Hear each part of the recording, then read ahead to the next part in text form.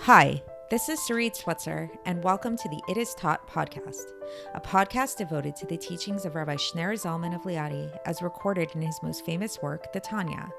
My hope for this show is to make these teachings accessible and relatable to the average person, regardless of prior Jewish education or affiliation.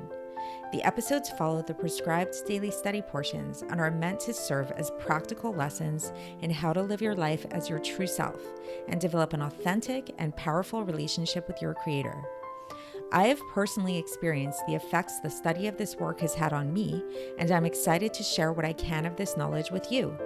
So please join me on this journey of learning, self-growth, and connection with your source.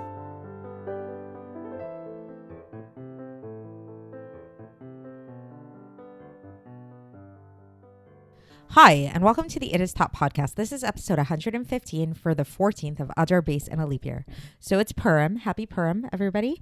And it's my own association, but I think that today's Tanya is actually pretty apropos to Purim because a lot of the mitzvahs involving Purim really have to do with physicality. So we eat a meal, we give gifts of food to people, we give gifts of money to people, we drink. It's a lot of very physical stuff. And as we know, we've been learning a lot in the Tanya lately about the importance of physicality and the tremendous power and necessity of physicality in terms of bringing about God's ultimate plan, which is for him to be manifest here in this world. So today, the subject of this and the focus that we're going to have in this way is on taking a very famous saying, which I'm sure you've all heard, namely, you are what you eat, and flipping it on its head. Yes, our own little nahafahu, where we're going to instead say, you eat what you are. So what do we mean by this? What do we mean you eat what you are? So you are what you eat is a very simple way of understanding, like, what does that really mean on a simple level is, well, out in the world, people talk about the idea that if you eat healthy food, that will make you healthy. There's even this idea that even according to Judaism, there's this idea that one of the explanations for the eating of kosher animals, not the only reason why, but one of the reasons is that the animals that we're generally allowed to eat that are kosher tend to be a little bit more subdued, more domestic. They're not wild in the way some of the other animals are. And the thinking behind that is that eating wild animals can create a wild person. So that is all in line with this idea of you are what you eat. On a simple level, also, there's the idea that we only eat kosher food because by eating kosher food, we prevent impurity from coming into our bodies and that kind of thing. But today, we're really going to focus on the flip side of that and on how, assuming that we're all eating kosher food, hopefully we are all eating kosher food. So we're going to be talking about how we can retroactively elevate the food that we ate and the nourishment that we got from that food, and namely how that food really transforms inside of our body into the vitality of our body, which is really illustrated through the blood that flows through our body, and how through the actions that we take post facto after eating and consuming this food can actually retroactively elevate this vitality and elevate this life force within our body.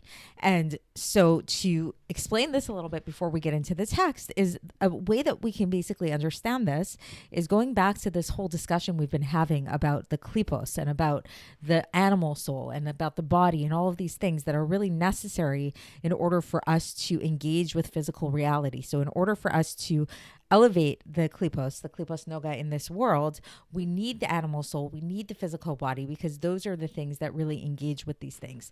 And when we engage the physical body and the animal soul in utilizing physicality, specifically those permissible aspects of physicality, which are encompassed in Klipas Noga, when we use these things for the purpose of God, all three of these aspects become elevated and part of God himself and godliness. So let's get straight into the text and see how the Alter Rebbe explains it, and maybe we can sum it up at the end.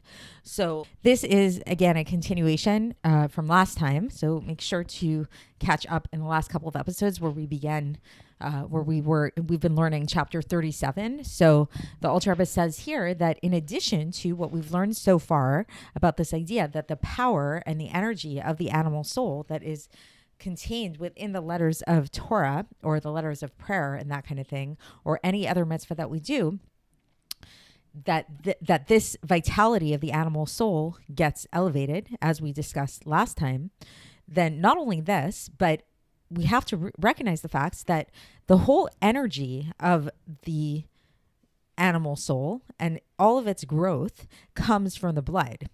And where does the blood come from? The blood comes from Klipas Noga. It comes actually from Klipas Noga. And what does that mean that it comes from Klipas Noga? From the blood comes from Klipas Noga.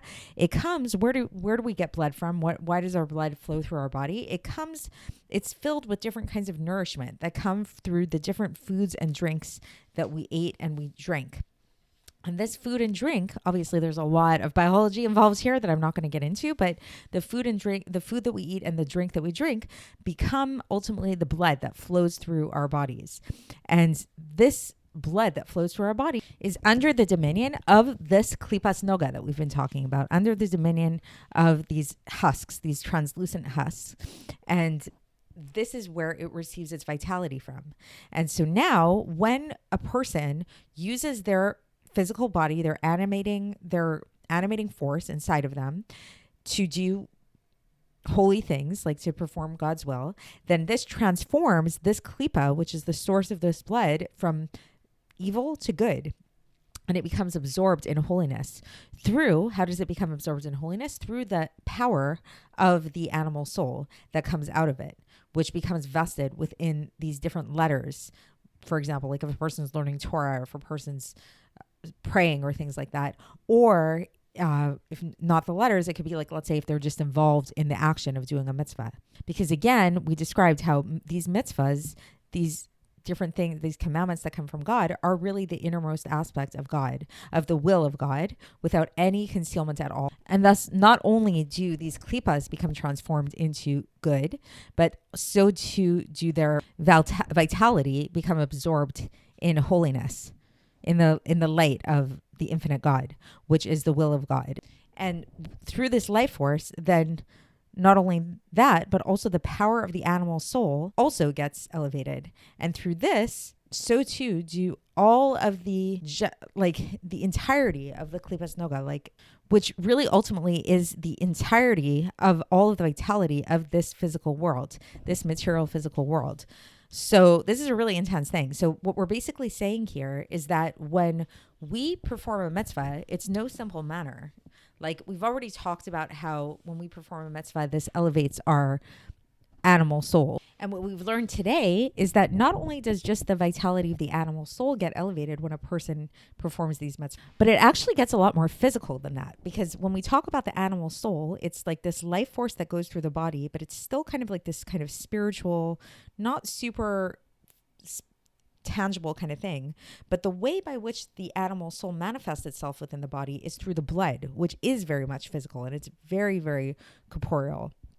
And so this blood originates in Klipas Noga. And so when a person performs a mitzvah, what they're doing is they are taking this origin of their blood, this physical life force that flows through their body, namely the Klipas Noga, and they're elevating that as well as the life force that's behind all of that.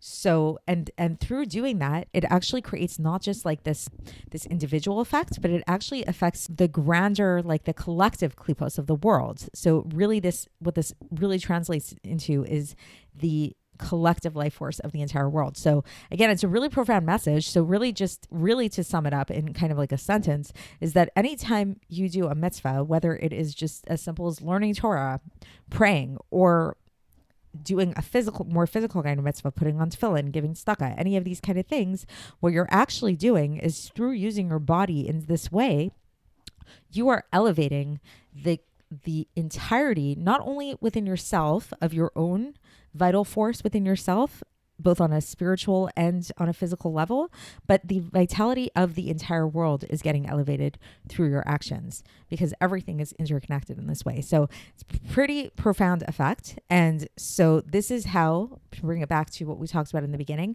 this is how you can actually elevate the food that you eat. So when you eat that food, assuming that it's kosher food, then that food turns into your blood, and that blood is the life that flows through your body, which that blood originates in Klipas Noga. And so when you use your body and your energy to perform God's mitzvahs, this vitality that you got through the food, which became manifest through your blood, gets elevated and absorbed in godliness. So pretty cool stuff. And we will continue along these lines tomorrow. I'll speak to you then.